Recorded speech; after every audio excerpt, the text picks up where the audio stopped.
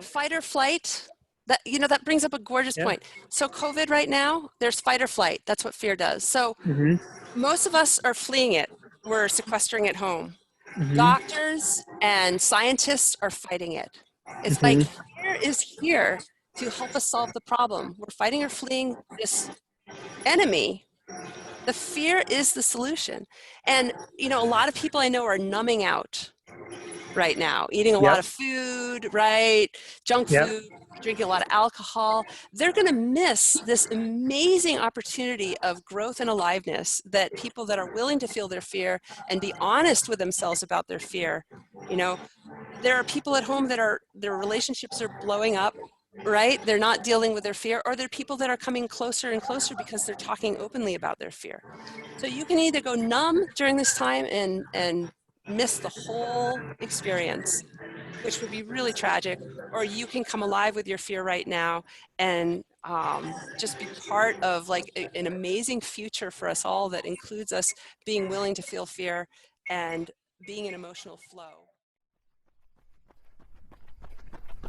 You don't really know who you are or what you are until you put a really big challenge in front of you.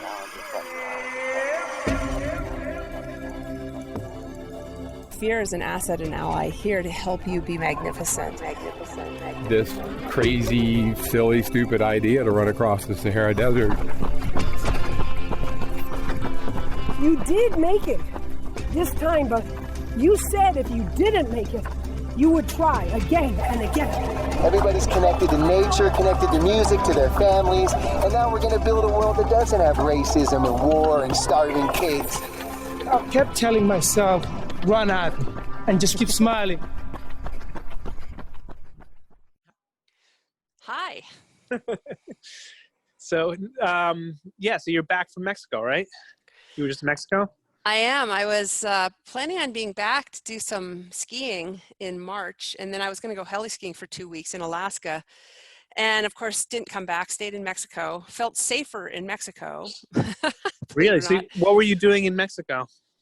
I was down there kiteboarding and mountain biking and working. I have a house down in Baja and staying there. And then I usually come back, and there's 2 things that I do every year that just feed my soul. I go heli skiing for 2 weeks in Alaska and ski super steeps. And then I go to Burning Man for 2 weeks every year. And both of those things are canceled. And I had a existential crisis where I realized, man, I need some more soul enriching experiences in my life. Yes. Yeah. I know. I want to do that heli skiing with you in Alaska one year. It's a bucket list thing for me when you told me about it last time.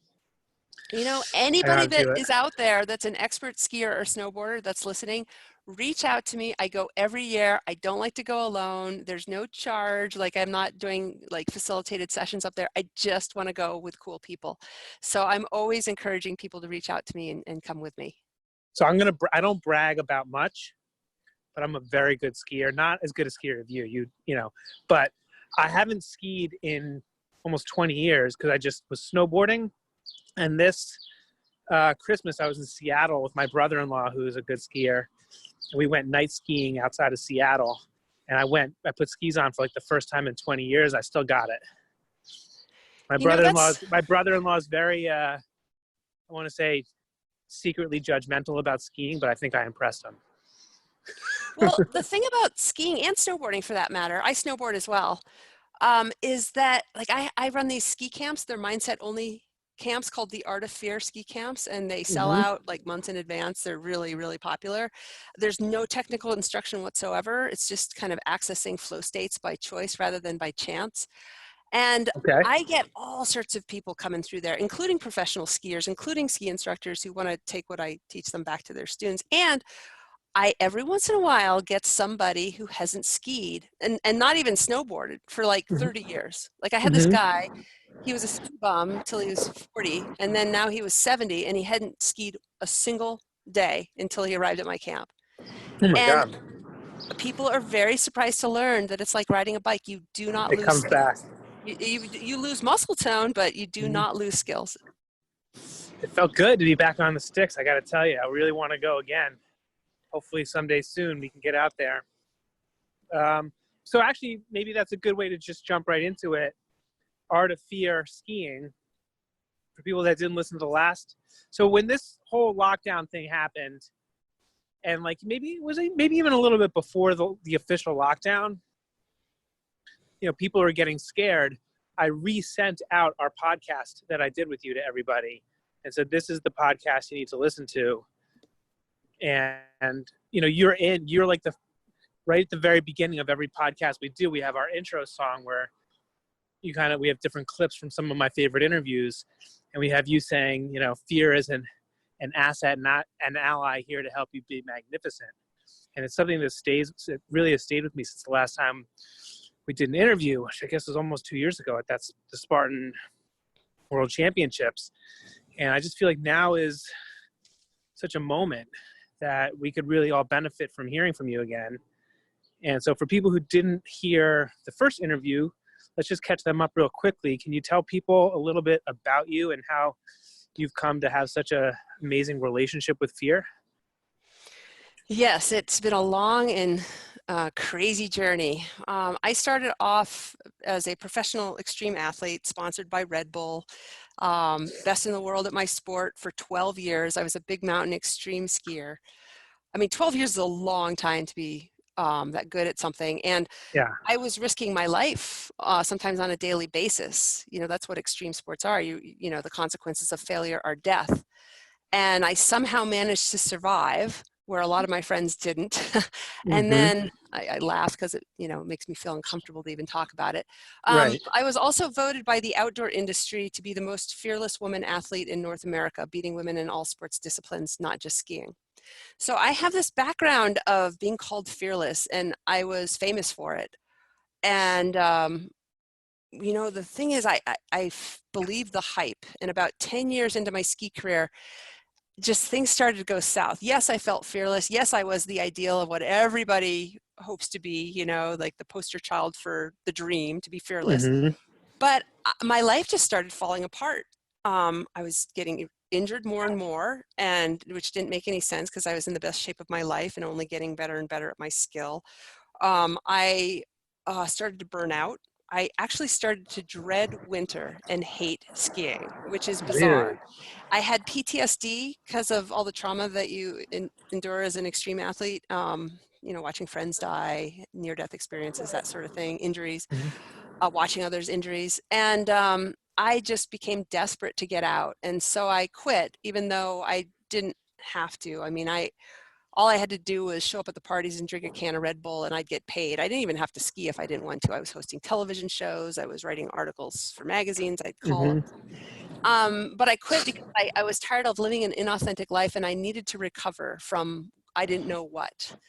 And I realized that because I was dealing with more fear than the average person and doing what everybody's taught to do, which is conquer and overcome fear or block it out or ignore it or rationalize it away, I was just really, really good at it. And you can get away with that for about 10 years. And then just your life comes unraveled because it's not a healthy relationship with fear.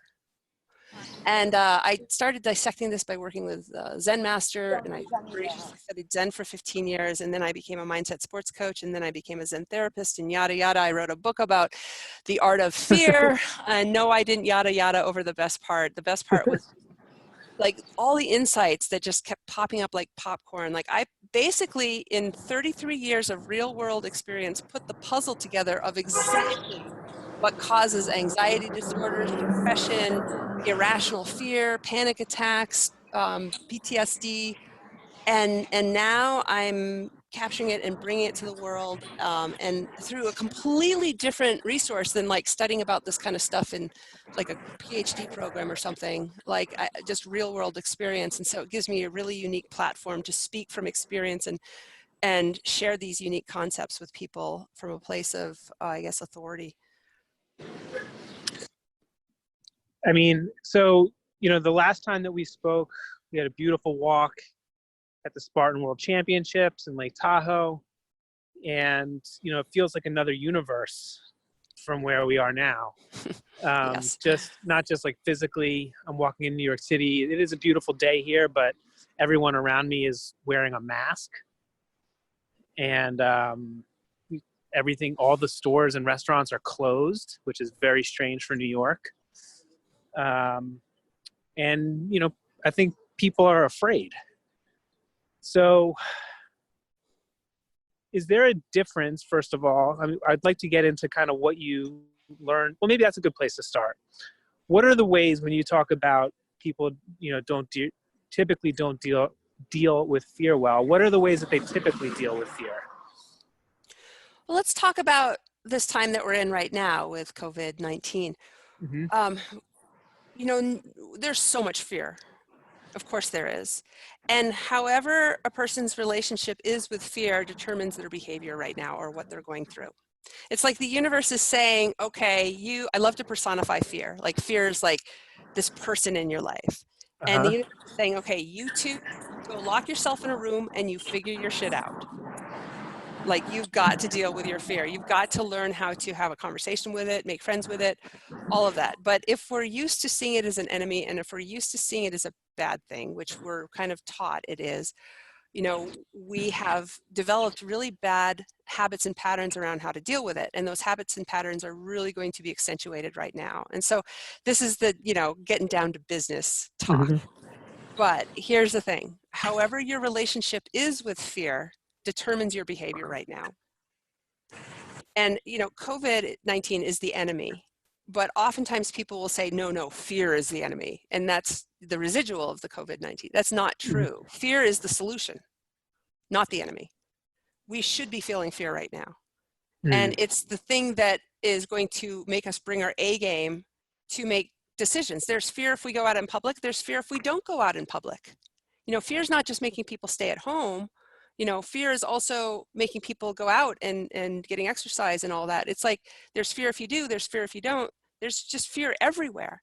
And back to what I was saying, whatever your relationship is with fear determines your behavior. So if you typically ignore fear, you're ignoring the coronavirus. If you typically are in your head about fear, trying to understand it, you're in your head right now. You're probably having the biggest monkey mind explosion of your life. If you're typically try to control fear, you're probably trying to control it right now, but you're not going to be successful. So then you try to control something that might limit the fear, like how many times you wash your hands. I mean, it's trying to control fear is where OCD comes from. You know, you can't control fear, so you try to control some other area of your life. Or this one's really interesting. And I actually saw this down in Mexico. There was this woman in our town who was just crazy online, just telling people how they should be living their lives. Like she was acting so erratic, just telling people you can't be on the beaches and you're not allowed to do this, and you know, knocking people's plate out of their hand at restaurants. Like that's how bad she was. So if you try to control fear when you can't control it, you may actually wind up trying to control other people, because that's something that will make you feel more in control. And then the last one I'll mention, and this is kind of the big one, the language that we use regarding fear usually depicts war. Like you want to conquer fear, you want to overcome fear, you want to triumph over it. This suggests war. If you're at war with fear, you're at war with yourself right now, or any time for that matter, and thus you're at war with other people, probably the people that you're holed up in the house with, and you're not getting along with everybody else. And so if you're having struggles in your relationships, that's because you have a compromised relationship with fear. So trying to digest that for a second. Given that, okay, if you're at war, want me to say it another way? Hold on, you want me to say it another way? Yeah, I guess if you could say it another way, but also, is that, I guess, true that you could say about any kind of emotion? If you're, you know, how you deal with happiness is how you deal with yourself, or is it specific to fear? I would say it's specific to fear because most people don't have an issue with happiness. Okay. I would also say that anger and sadness play a role too. I mean, there's 5 primary emotions that we have. And when I say primary emotions, there's like 3 primary colors. What are they? Red, yellow, and blue. Yep. And from those 3 colors, all of the entire color spectrum is created, you know, an infinite number of colors. So there's 5 primary emotions. And from these 5 primary emotions, all of the human experience is created. And if your relationship with any one of them is compromised, your life is going to be compromised.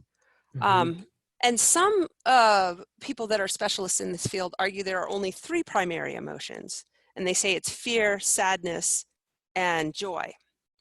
But the 5 include anger, and people say sexuality, but I say it's eroticism, which includes the sexual but isn't limited by it. So what we have 5 primary emotions from which your entire human experience is created are fear, anger, sadness, which are perceived as negative emotions, and then joy, which is perceived as a good emotion, and then sexuality, which depending on who you ask, you know, if you're hanging out with the Mormons, right, they're going to say boo, hiss, right? If you're hanging out with hippies, they're going to be like, yay, you know, so it depends on your upbringing. And if you have a compromised relationship, for example, with your sexuality, it's going to really mess up your life. And, you know, like these priests that aren't allowed to be married and they're not allowed to have sex, like they have some sort of bizarre, I know that I live in Utah, the Mormons, in Utah, we have the highest paid prescription rate of internet porn in the country, you know, probably because of the Mormons, like they're so sexually repressed. So backing up though, I don't want to lose track because I'm a fear expert. Because that's a whole nother rabbit hole we could go down. That'll be the next interview. The reason why anger is not considered one of the primary emotions by many people is because anger is just what people feel instead of fear often. It's just 95% of what we know as anger is just fear. When you think about it, like the amygdala creates fear. It's a manufacturing plant. And for flee, it'll create fear. For fight, it'll create anger. And like you look at the mama bear, you know, you get in between her and her cub and she stands up and she looks angry, right? She's going to rip your head off. You know, she looks like she's angry, but really she's afraid that you're going to hurt her cub. And so anger is just kind of just fear with a little drop of red food coloring, you know? Okay. But I actually put it in a separate category. So if you're not supposed to feel negative, I mean, you said fear is a negative emotion. Isn't it supposed to be a negative emotion? Or are we supposed to like be semantic about it and say that it's not a negative emotion? Because fear is telling us like there's danger abound, right? Like there's something that we're responding to. Like shouldn't we have a negative reaction to the danger? Well, first of all, I called it a negative emotion because that's what people label them. I do not see fear, anger, or sadness as something negative. I see them as something absolutely wonderful. I see fear is here to help us bring our A game to everything we do and be super in the present moment. It's actually what took me into higher states of flow and zone, you know, in skiing. Like professional extreme athletes, we think that, oh, these guys are fearless. We're not. I'm not. I've talked to Alex Honnold. He's not. You know, Laird Hamilton. No, none of us are fearless. We just really enjoy feeling fear, right? That's what's going on. And so it doesn't feel like fear. It just feels like presence and aliveness and excitement. That's what I did right by fear.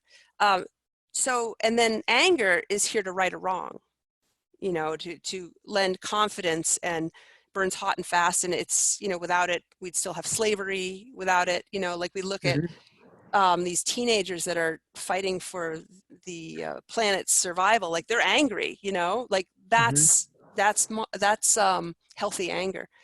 And then sadness is where you break open your heart to compassion for yourself and compassion for other people. Like I do not see them as negative. And the second thing that you said is that when there's a perceived threat, aren't we supposed to be feeling fear? Yes, absolutely. But the thing is, everything is a perceived threat to your amygdala, which is the manufacturing plant for fear. And as a result, fear is with us every single moment. And this goes back to your original question. Fear is with us every single moment of every single day in pretty much every single interaction we have. And we don't want to believe it.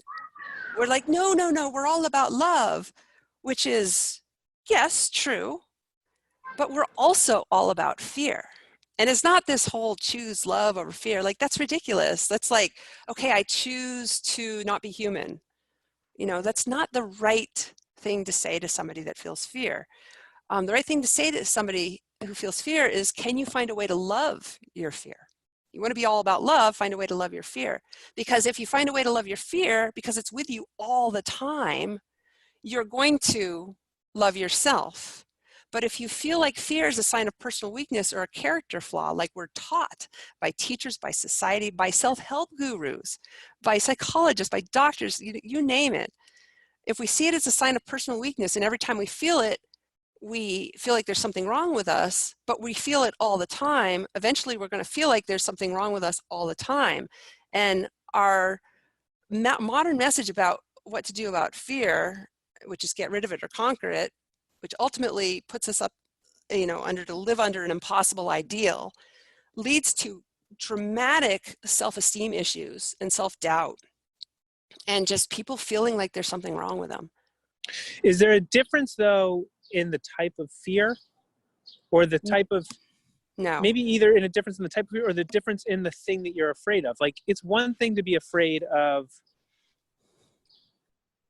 skiing and you voluntarily put yourself on the edge of a steep slope, and you're doing that because you're seeking the thrill and you know, the fear of missing out on a fun party, like people being afraid of that, or the fear of COVID-19, which is something that you totally out of control, you know, people losing their jobs, like what's going to happen to the economy, what's going to happen to, you know, health of the country. Like, are there the different circumstances? Do they produce different types of fear, or should they produce different types of reactions to the fear? So you heard me say no. So there's only fear. There's no good fear and bad fear. Fear is just fear. But maybe somebody has learned how to enjoy it while skiing, but they don't enjoy it when they give a speech, or they're not enjoying it now with COVID. Right. You know, it's not necessarily an enjoyable thing. But I think that athletes can get to the point where they enjoy it in the context of the sport that they're doing. But oftentimes, I would actually say that 99% of all athletes are in some form of repressive or resistant or ignoring relationship with fear. So I don't want to give the impression that great athletes, they're all doing this. I would say the best of the best of the best, like the #1 in the world, has an intimate relationship with fear. Laird Hamilton has it, you know, best big wave surfer that ever lived. Jeremy Jones, best extreme snowboarder that ever lived. Jesse Richmond, best kiteboarder. Alex Honnold. So I spent 2 hours, he free soloed El Cap. I spent 2 hours only interviewing him about fear. And this is after the scientists did their studies on him and came up with the conclusion that he has a damaged amygdala that everybody's talking about. That's nonsense. He doesn't have a damaged amygdala. He just, the test was, he was showed a bunch of pictures of like people committing murder, things like that. And Alex was just rolling his eyes about it, right? Like, this is so artificial. So what is really going on with a guy like Alex Honnold is, you know, here's like, imagine I'm making a circle with my hands. There's a comfort zone here. And within the comfort zone, you're still going to feel fear because it's just part of life. Even somebody that never leaves their house is still going to feel fear. But if you're willing to step out of your comfort zone, if you're willing to feel fear, which people who rock climb do, which people who start their own business do, which people who have children, you know, they're willing to feel fear. That's one of the scariest things I can imagine. You know, you step out of your comfort zone, you step out, you know, you take a risk. And each time you step out of your comfort zone, you kind of want to, well, I don't want to get into this. So you don't want to step too far out, let's say. So Alex, he would just step a little bit out of the comfort zone, like 4% out, and push it a little bit. And the fear would actually take him into a flow state while he was out of his comfort zone, and take him into the zone, you know, help him be more sharp and alive and present, kind of like an animal, you know, who's feeling like, whoa, what's going on? There's some rustling in the bushes. You know, his hearing is better, his eyesight's better, he's a better athlete. And then you go back into the comfort zone. You do this often enough, you now connect the new dots 4% out. The comfort zone is now 4% larger. And you keep doing, Alex didn't free solo El Cap his first year in Yosemite. It was 10 years. And each time he went out there, he just increased his comfort zone until it was big enough it wasn't that much of a stretch for him to step out of his comfort zone and free solo El Cap. Right. And the fear was with him that day, and it helped him make sure that he brought his A game to the task so as not to fail. So that's what happened with Alex. He just has a alarmingly healthy relationship with fear with regard to rock climbing. Now, yeah, but I hate to say this until the day that he slips, right? Like, right. You can say not to be argumentative, but like your friends that didn't make it, that you spoke about before, like they could say their relationship with fear, but they're not here to talk about it. Well, I don't want to make this all about sports, but I will just Right. say Alex will probably die if he keeps it up. Yes. But that's not because of his relationship with fear. Right. It's because rocks are slippery, chalk isn't foolproof and holds break. But let's take it back just into regular life. Mm-hmm. I see people all the time who have a super healthy or let's say it's very rare that I see a super healthy relationship with fear because of our social conditioning. Mm-hmm. Our social conditioning is fight the war with fear. Meditation apps have you walk away from fear and go into a field of flowers. And, there's a lot of spiritual bypassing, breathing exercises, breathing in calm, breathing out your fear. Like all these things we do, it seems like they're ways, like all of the things that we're taught to do to deal with anxiety disorders, for example, Mm-hmm. it seems like they're great methods and modalities to help us deal with our fear. Anxiety is fear. Specifically, it's recirculating anxiety. But really, these are just ways to help us not deal with our fear. Like replacing it with calm, that's not dealing with it. That's like, I love to personify fear because it just makes everything so clear. Like right now, we have a lot of fear with COVID. Maybe you have fear because you're about to give a speech. Maybe you have fear because you're about to quit your job and start a cupcake business. I don't know, have a kid. And fear is there. Of course, fear is going to be there. It's a normal and natural part of the experience. If you then try to deny it its rightful place in your life, try to get rid of it, it may work. If you choose love over fear, it may work. But that, the person that's giving a speech by trying to rationalize away fear or replace it with calm, go on stage, give a great speech, but each time it becomes more and more difficult because imagine fear like a child has something to say and you've just ignored that child and you've just like, I don't have any interest in you. You put a muzzle over fear's mouth and you're like, I'm only interested in your brother, fear, calm. I'm only interested in love, not interested in you. Imagine if you're a child named Fear and that's the way that you're being treated by mommy or daddy.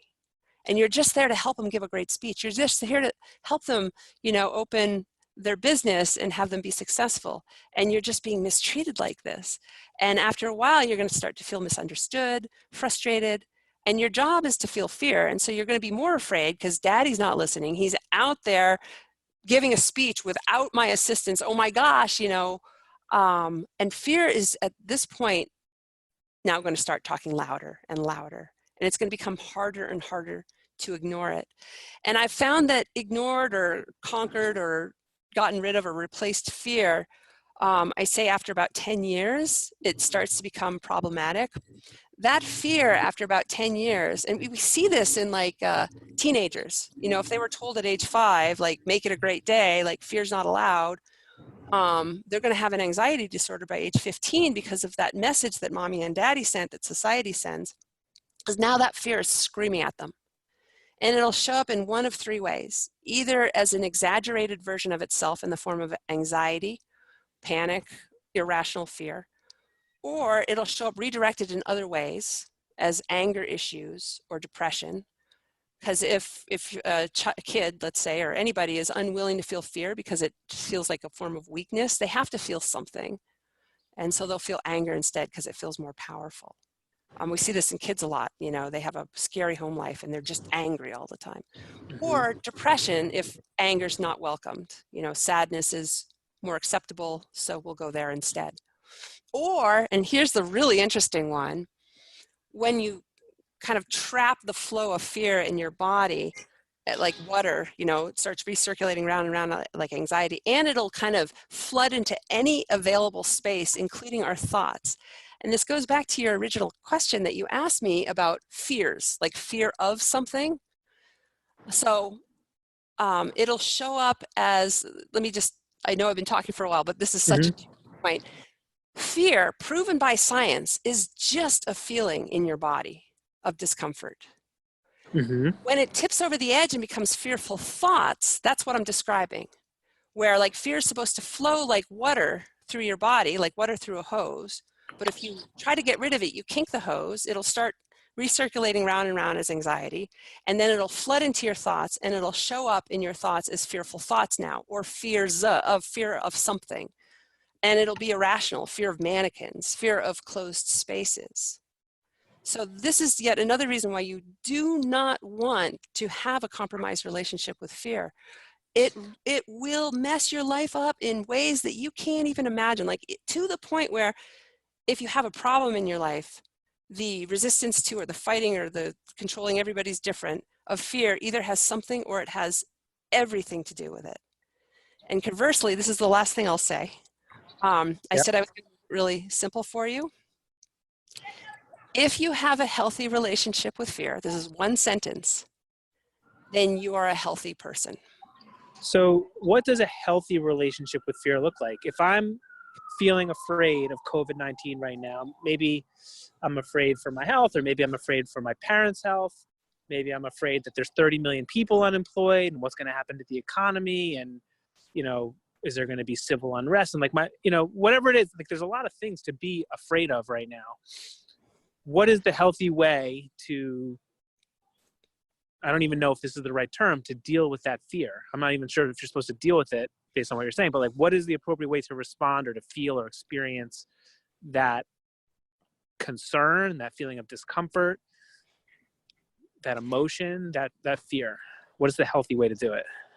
I love that you just were considerate of your word choice, because I actually think that changing our language around how we deal, with fear is the most important step that we can take as individuals and as a society.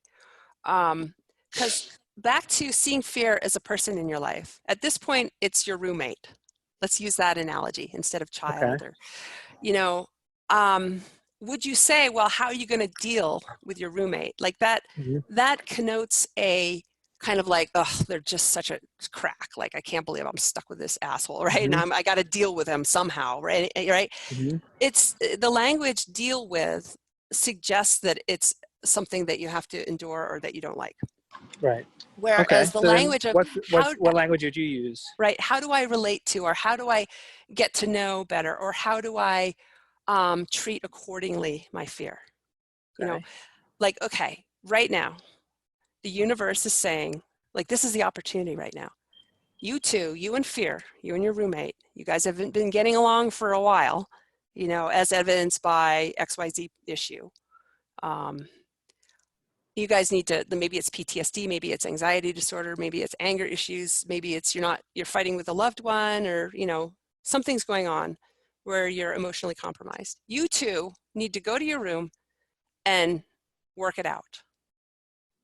And see, the thing is, if we start to change our language, and if we start to see fear as a positive, things will just organically work its way out. If we continue to see fear as a negative, we're going to continue to blame fear for our problems.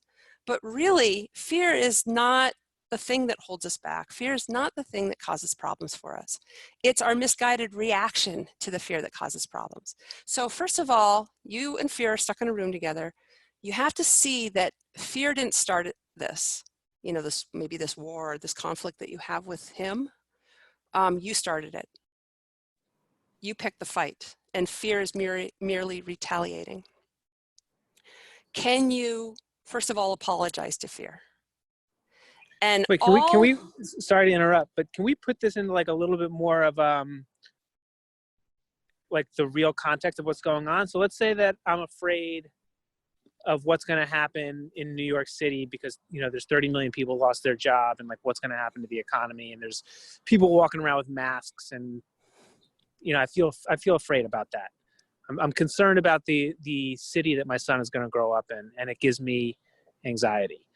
What is a healthy way for me to deal with that?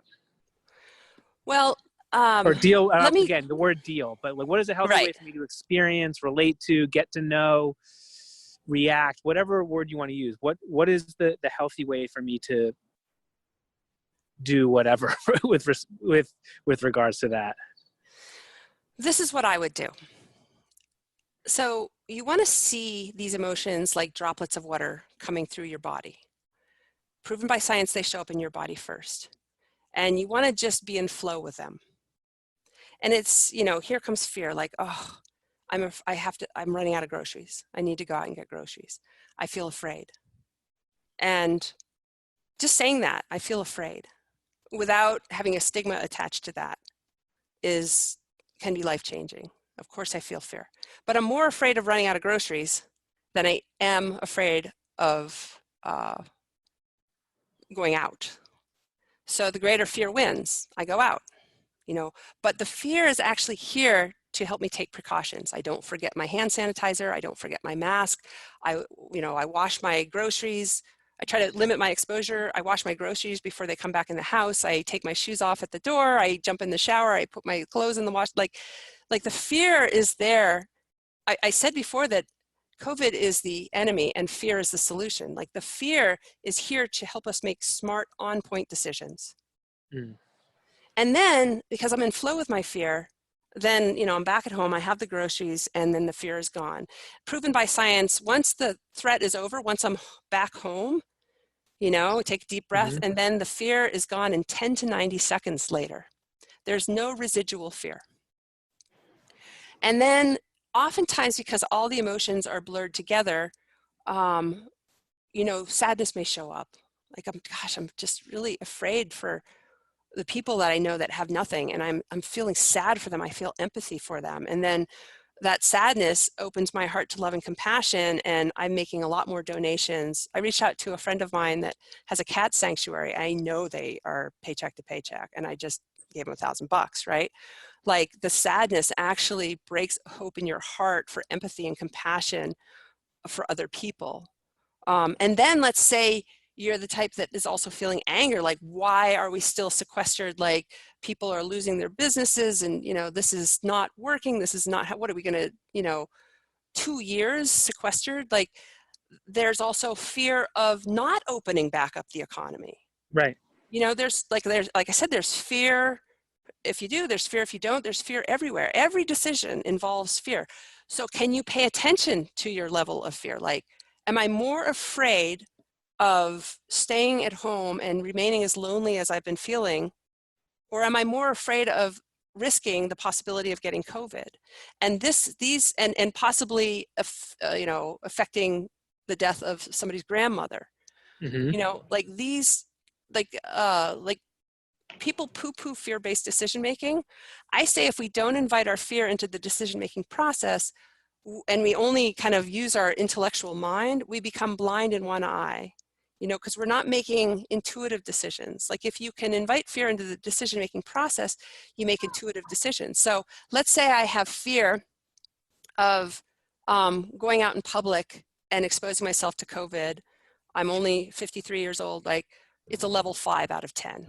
You know, but I have a fear at a level 10 of staying home and slowly my soul dying because I'm so lonely, right? That's a level 10. I'll probably go out. The greater fear wins, or for me, the greater fear wins because I'm kind of like fear. For other people, the lesser fear wins. It's, you know, it's different, but just having that awareness helps you make on-point decisions about how to live your life and what to do. So that's how to go from a resistant or ignoring approach to having that kind of flowing relationship with fear that I just outlined, though, is a journey. And that's the journey that people have the opportunity to take right now.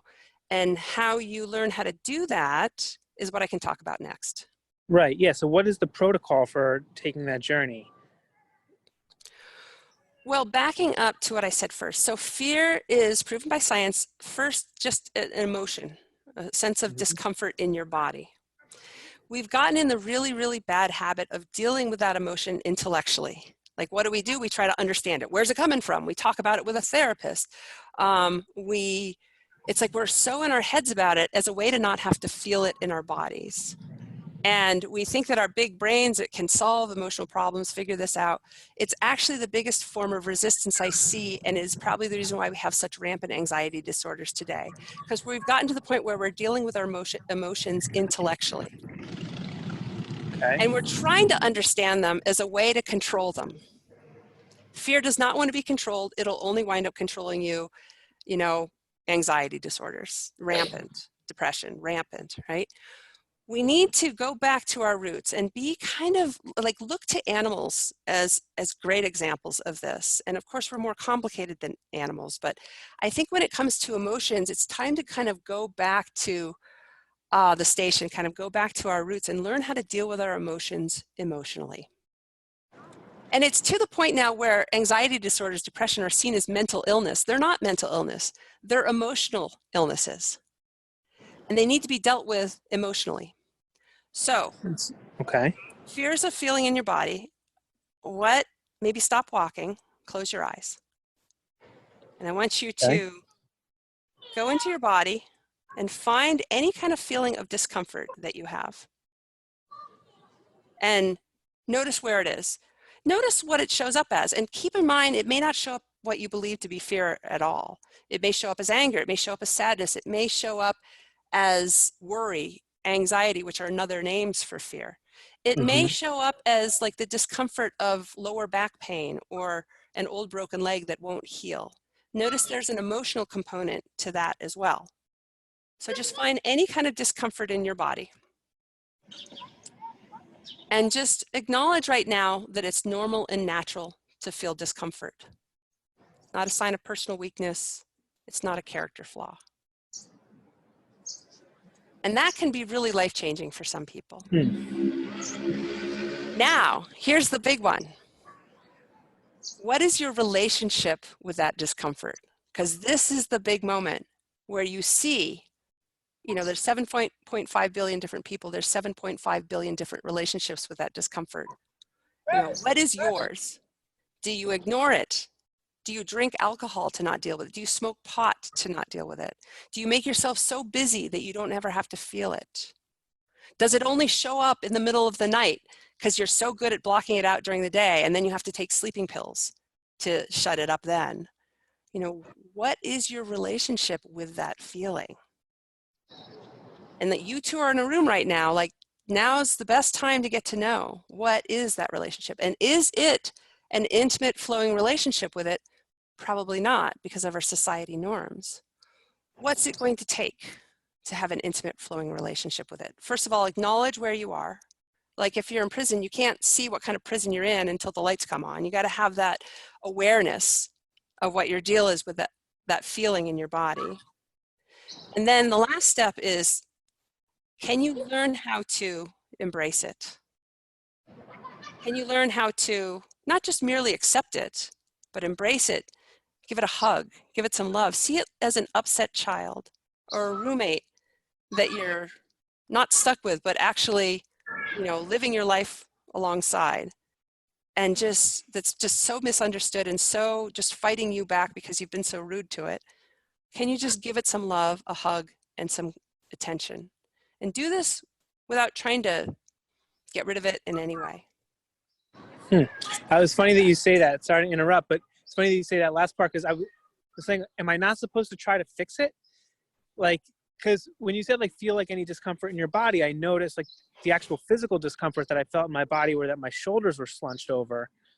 And, like, it wasn't like a feeling of fear, but I was like, oh yeah, my shoulders are slunched over. So I stood up straight and I fixed it. And I was like, okay, so, like, my relationship with the feeling of discomfort is to try to fix it. Always, like, so something's bothering me, I try to fix it. And I get really frustrated when it's something that I can't fix, like the whole COVID thing. But, like, I try to, fix and control the parts that I can control. Am I not supposed to try to fix it? Am I not supposed to try to get rid of whatever it is that's bothering me? Exactly. You're not. I mean, like, it's like trying to turn a cat into a dog. You know, like, oh, I got to fix this cat. I don't like this cat. I'd rather have it be a dog, you know, and then working really hard. Like it's fear is just fear. Fear's job is to be afraid. Its job is not to be about love or compassion. It's just, its job is to be afraid. Let it do what it's going to do.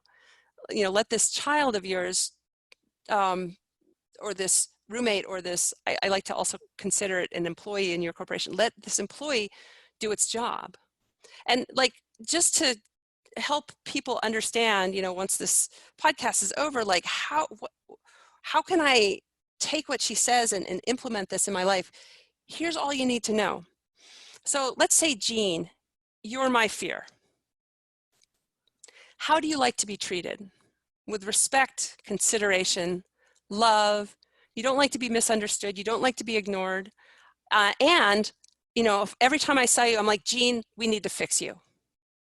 Jean, I want to control you. I'm not in the mood for you right now. Get out of here. You're just totally unwelcome. But the thing is, you're there with me all the time. That's the other thing. It's not like fear comes and goes. It's there. Like, we are sequestered together, you and me, for life. And however I treat you is going to determine how you treat me in return. However you treat fear, if you fight a war with fear, fear will take out a bigger sword and fight you right back and show up as an anxiety disorder. You do not want to piss fear off. If you try to control fear, fear will control you back. Like, however I treat you determines how you treat me back. It's like that with any relationship. Can you get it, what I'm driving at? I kind of get it, but I mean, I guess where I'm, a couple things, like, let me help you. Hold on, let me help you. Like, there's certain things that, like, all right, like, I'm afraid of, you know, like, for example, I got my cholesterol checked last fall, and I had very high cholesterol, and I was like, holy crap, like, I'm afraid I'm gonna have a heart attack. Like, I need to fix that problem, right? Like, it's okay for me to be afraid of it, but like, I need to start, you know, figuring out what it is in my diet that's giving me such high cholesterol and then fix that problem. Like, why shouldn't I try to fix that? No, you should try to fix the cholesterol, but you shouldn't try to fix the fear. The fear is the thing that makes you fix the cholesterol. The cholesterol is the problem. The fear is the solution, because it's like fear is saying, hey, you better start eating a better diet. You better exercise more. So you're misconstrued. So I'm saying, like, and so instead of me getting like angry at myself for having bad cholesterol, or instead of saying, okay, I'm afraid I'm going to have a heart attack, I need to fix it. Like, just being a little bit more level-headed about it and not ignoring it, but just saying, okay, this is a problem that I got to fix. But the only thing I'm trying to illustrate is that the problem to be fixed is not the fear. Right. The problem to be fixed is the cholesterol, and the fear is helping you fix it. You know, if you didn't have any fear, if I ignored the fear. Right. The problem would be if I said, I'm afraid, I'm not going to try to fix the cholesterol, I'm just going to ignore this feeling of fear that I'm having, and I'm not going to do anything about it. Which, mind you, there's a lot of people that do that. Right. The fear is probably jumping up and down, trying to get their attention, saying, you've got to do something different. You know, fear is only an asset and ally, you know, and when we block it out, when we ignore it, you know, that person is not only going to have high cholesterol, but now they're going to have a lot of anxiety in their lives. Because anxiety, fear is normal and natural. Anxiety is not. If you have anxiety in your life, which is recirculating fear, that means that you're not in a healthy flowing relationship with fear, and the fear is not just flowing through your body, you know, like water in 10 to 90 seconds, and while it's there, enhancing your life. You know, if you have anxiety, then that means that you've kinked the hose and the fear is just recirculating round and round, and now screaming and yelling, trying to get your attention, like, you have got to do something about this cholesterol. So, but again, and then people take medication to calm their anxiety down, right? But it's anyway, back to what I'm saying. If you have a healthy flowing relationship with fear, you're going to be a healthy person. If you heed the message of your fear, you're going to have, you know, a lot of messages from fear, like, hey, you better exercise more. If you heed those messages, then you're going to be in better shape. You're going to eat better. You know, and all of that. So again, fear is not the problem to be solved. COVID is the problem to be solved. Fear is the solution. Fear is not the problem to be solved. The cholesterol is the problem to be solved. And the fear is the solution. It'll help wake you up and show you that you need to do something about this. But okay, so then that leads to my next question. What if it's not a problem that you can solve? Like, I could do something to fix my cholesterol. I could do something to straighten up my posture when I just felt my shoulders slumped over. But I don't feel like there's anything that I can do to solve COVID. So does that kink my hose and circulate the fear into anxiety? Let's take worst case scenario. Let's say I have 24 hours to live and I'm really scared. And if I'm willing to just be in flow with it, and I say to my loved ones, I'm really, really scared.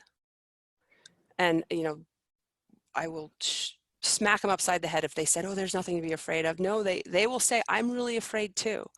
And what kind of gorgeous conversation does that ignite? A super vulnerable conversation.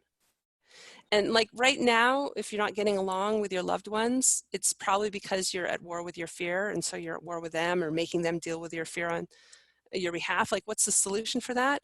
Is to just sit down with the person that you're fighting with and just say back and forth, I'm really afraid of what's going on right now. I'm really afraid that our relationship is going to lead to divorce because we're not working through our issues. I'm really afraid that I'm going to die alone. Like, you say these things back and forth, and all of a sudden, vulnerability is there, and there's a chance to learn something. And it's just like this beautiful, gorgeous exchange with another human being where everybody's in flow with their fear, and you're really alive and raw and learning things about yourself and the nature of the human experience with this partner that you've been fighting with. So, if you're fighting with somebody and you don't do this, you're just throwing your fear at each other. It's like monkeys throwing their shit at each other. But if you just sit down and own your fear and acknowledge it and speak it, it's just a gorgeous practice. And it really comes down to, this whole podcast can be summarized in one sentence. And I don't think I've ever said this in any other podcast, and I've done a lot of these, but this is really where I'm landing. Here's the one sentence version of this. If you have a healthy relationship with fear, because fear is such a huge part of the human experience, it's with you from start to finish, it's there all the time, you are a healthy person. If you don't have a healthy relationship with fear, you're an unhealthy person. Because fear is just, if you connect with your fear, you connect to your body, and meet it where it is in its body as an emotional flow of energy. And when you do this, when you're in flow with fear, back to my athletic career, back to Alex Honnold, back to Laird Hamilton, when you're in flow with fear, and people who are starting new businesses, maybe not right now, but give speeches, the people that we admire that are doing great things, that are taking huge risks, yet can still sleep at night and are getting along with the people in their lives, what they're doing is having a healthy, considerate, flowing relationship with their fear. And then the fear doesn't show up like fear, actually. It shows up as excitement, as focus. Fear and excitement actually neurochemically are exactly the same thing. It shows up as presence, as aliveness. Extreme sports are notorious for taking people into the zone for one reason and one reason only, because there's so much fear involved. And the athlete is willing to feel it and even enjoys feeling it. And then it doesn't feel like fear. It just feels like, oh my gosh, this is the greatest moment of my life. Like, you add a drop of fear to anything, and it's just, you're just so much more alive. Yeah, I'll say that I've actually been experiencing that personally over the last month and a half with charity miles. Like, it's definitely taken my game to the next level, and I've been having just so much more focus at work, and like, we've been busier than ever with charity miles. And part of that, I'm sure, is what, just by the nature of what we do, we have the opportunity to be stepping up and rising to the challenge at this moment with all of our charity partners. But I've just I was like petrified for about a day and like frozen, and then all of a sudden I like just snapped out of it. Actually, I listened to something Joe DeSena one of his podcasts. He was like, all right, I need to shake you up a bit. And I was like, yeah, I need to get shaken up a bit. That's exactly right. Let's shake this up. I like shook myself out of that moment and was like, all right, I'm going to use this fear to step it up now. And I was thinking of your kind of thing at the beginning of our podcast, fear is an asset and ally here to help you be magnificent. I was like, all right, I got to use this fear to be magnificent. Right. And if somebody's bored, go out and do something that scares you. You won't be bored anymore, you know? Right. Like all great things come from taking a risk, which involve fear, you know? Right. So let me right? ask you this. So in my interview with Joe, did you listen to the interview that I did with Joe? I did. So we got a lot of, I knew it was controversial from the minute like he got on. He didn't even say hello. He's like, all right, I want to let everybody out. And I was like, all right, here we go. So I knew it was going to be controversial. We got a lot of interesting feedback on it, some positive, some negative, but I've been thinking a lot about it too. And, the funny thing is, cause I'd listened to the podcast that you did with Spartan right before I interviewed him. So you were on my mind. That's kind of why we spoke about you during the podcast with Joe. But he's like, the best way to deal with any fear is 30 burpees. And at the moment I was like, yeah, that's a good idea. But since then I've really been thinking about that, and more on this podcast, I've been thinking like, that's not a good way to deal with it. That's just ignoring the fear, isn't it? Yep, it is. I have a friend. He's not a client. I wish he were. I don't actually work with my friends, but he has to work out 6 hours a day, 7 days a week, just to be able to sleep at night. And he only sleeps like 5-6 hours. If he works out 4 hours a day, he sleeps 4 hours. If he works out 6 hours a day, he can sleep 6 hours. He can't hold a job. His wife supports him, and that's a pathology. That's one way that people, like a lot of people are using exercise to deal with their anxiety, but I say they're using exercise to not deal with their anxiety. Mm-hmm. And yes, of course, it's going to make you feel better. Like if you run away from your roommate and just go out and exercise, you're going to feel better. And then you're too tired, to have a conversation with him later when you get back and he's still there. But it's, are people using sports to run away from it, or are they running away from their lives? Or are they using sports to enhance their lives? That's the question that should be on the table there. By the way, I'm not sure if you can hear what's going on around me right now. Can you hear like a lot of music and bells and stuff? I'm not sure if it'll come through on the actual audio of the podcast. Hopefully it will, but it's 7:00 here in New York and everybody cheers for all the medical workers and the first responders and they lean out their windows and play music and bang on pots and pans. It's very cool. It's a very cool moment. I hope that it comes through on the audio of the podcast so people can hear it. Fight or flight. That brings up a gorgeous point. So COVID right now, there's fight or flight. That's what fear does. So most of us are fleeing it. We're sequestering at home. Doctors and scientists are fighting it. It's like fear is here to help us solve the problem. We're fighting or fleeing this enemy. The fear is the solution. And, a lot of people I know are numbing out right now, eating a lot of food, right? Junk food, drinking a lot of alcohol. They're going to miss this amazing opportunity of growth and aliveness that people that are willing to feel their fear and be honest with themselves about their fear. There are people at home that their relationships are blowing up, right? They're not dealing with their fear, or there are people that are coming closer and closer because they're talking openly about their fear. So you can either go numb during this time and miss the whole experience, which would be really tragic, or you can come alive with your fear right now and just be part of like an amazing future for us all that includes us being willing to feel fear and being in emotional flow, which is I love that. What I'm devoting my life to helping people accomplish, because we're just not even close to being there yet. I mean, there'll be for every 10,000 people that have a message about what to do about fear, there's only one of me. So what I'm outlining is so new and so different, but I have to say this is the future for us all. It has to be, because what we're doing regarding fear is not working. Anxiety issues, depression, all these things are only getting worse. I shudder to think how people are going to, what kind of residual PTSD or whatever is, and worse depression, worse anxiety issues are going to be an unnecessary souvenir after this COVID crisis is over, like what we're doing is not working. We are Right. not going to win the war against fear. So let's just do the radical opposite and have a mad, passionate love affair with our fear, like Alex Honnold does, like Laird Hamilton does, which like Richard Branson does. You can see that clear as day with that guy. Like Bill Gates does. Like there's just a few people out there that are actually doing this, and we could learn a lot from these folks. So, and it's not Amazing. black or white, you know, like the last thing I want to say is that I didn't have a 100% healthy relationship with fear during my ski career. I had a real paradox going on. I both radically ignored fear, and it really messed up my life, and I radically embraced fear, and it made me the best in the world at a very difficult sport. And, you know, if I could just keep the good and get rid of the bad, I could have been 10 times the athlete even back then. But I really believe that this is the future for us. I don't think it'll happen in my lifetime.